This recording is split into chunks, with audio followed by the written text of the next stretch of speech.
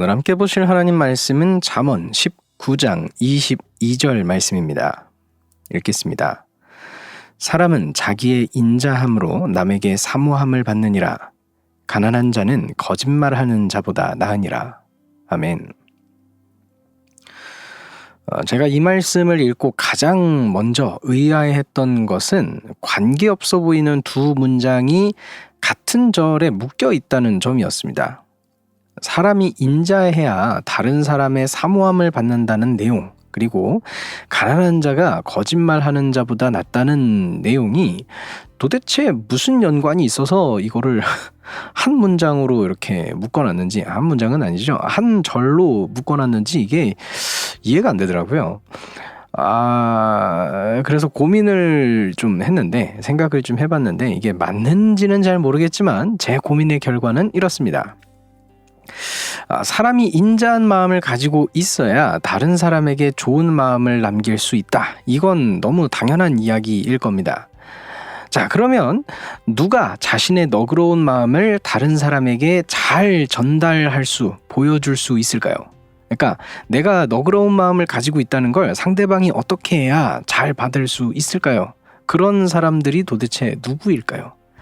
저는 두 부류의 사람이 그걸 아주 잘할 수 있다고 생각합니다. 첫 번째 사람은 정말로 마음이 너그러운 사람, 말 그대로 천사 같은 사람일 때입니다.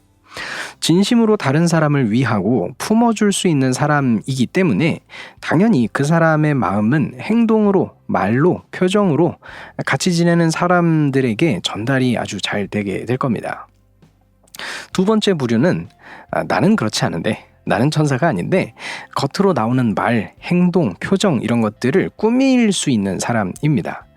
그 중에서도 이런 부류 중에서도 가장 효과적이기 위해서는 단순히 그냥 꾸미는 정도가 아니라 우리가 보통 생각하는 어떤 사회생활 정도, 뭐 이렇게 가면을 좀 쓴다 요 정도의 느낌이 아니라 아예 상대방이 원하는, 상대방이 생각하는 그 인자한 모습을 만들어낼 수 있는 사람이 되어야 될 겁니다. 그쵸? 이 정도면은 뭐 그냥 이 사람이 사회생활을 잘하는구나 정도를 넘어서 거의 이제 아부 혹은 거짓말이라고까지 표현을 해도 무방하게 될 겁니다. 자, 거짓말? 여기서 연결고리가 하나가 생기죠. 뒷말씀에 나오는 거짓말하는 자, 이게 왜 언급이 되었는지 유추해 볼 수 있습니다. 그러면 가난한 자는 왜 나왔죠? 가난한 자는 무엇일까요? 가난한 자에 대해서 좀 생각해 봅시다. 가난한 사람은요, 지금 당장 먹고 사는 게 걱정인 사람일 겁니다. 뭐 이렇게 우리 시대의 가난한 자가 막 그 정도까지는 아닐 수 있겠지만은 그래도 가난한 사람은 미래에 대해서 굉장히 불명확하고 되게 불안정한 상태에 있다는 건 당연할 겁니다. 그렇죠? 그러면 이런 사람이 다른 사람을 대할 때 너그러운 마음을 가지고 대할 수 있을까요? 뭐 대할 수야 있겠죠. 그런데 그 너그러울 수 있는 마음의 용량이 어느 정도일까요? 매번 그렇게 행동할 수 있을까요? 쉽지 않을 겁니다. 사회적인 가면을 쓰는 것도 한계가 있을 겁니다.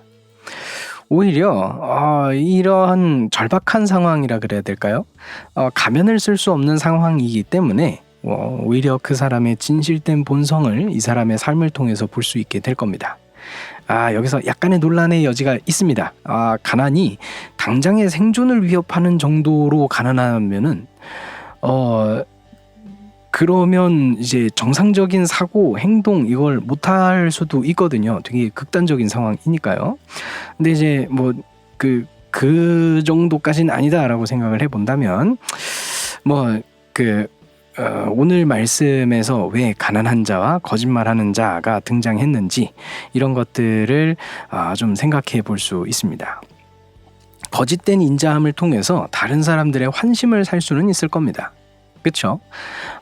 그런데 거짓말을 하는 것보다는 진실된 태도로 자신의 삶을 살아가는 것이 더 귀한 것임을 오늘 말씀은 이야기해주고 있는 것이죠. 그래서 사람은 자기의 인자함으로 남에게 사모함을 받을 수는 있어. 그런데 그럼에도 불구하고 그걸 위해서 거짓말하고 나를 이렇게 꾸며대는 사람보다는 가난하지만 자신의 그 솔직한 삶을 살아가고 있는 사람이 더 나아라고 이야기하고 있는 게 아닌가. 오늘 말씀을 그렇게 해석해 보았습니다. 오늘 하루 제 마음에 거짓과 가식이 없기를, 다른 사람의 마음을 사기 위해서 내 스스로를 속이는 일이 없기를 소망합니다.